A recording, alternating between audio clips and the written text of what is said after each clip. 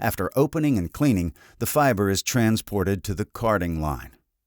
Before the fiber gets to the carding machine, it must be prepared for that process by going through bat formation. The bat former is more commonly known as a chute feed.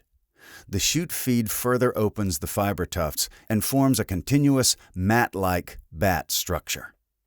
This operation ensures that the carding process will receive a consistent weight of material in order that the output of the card will be as consistent and level as possible. Carding is the foundation process of yarn manufacturing. It is at the carding stage that the previously loose, unoriented cotton fiber first takes on a textile form, sliver. The card is made up of a series of cylinders, which are wire-wound. This wire has tiny teeth cut into it, and each tooth serves to transport a small number of fibers through the machine.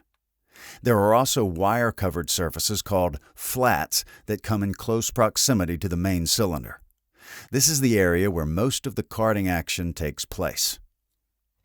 The wire-wound cylinders acting against one another in conjunction with the flats are the actions that accomplish carding's main purpose: to straighten, align, and parallel the fiber.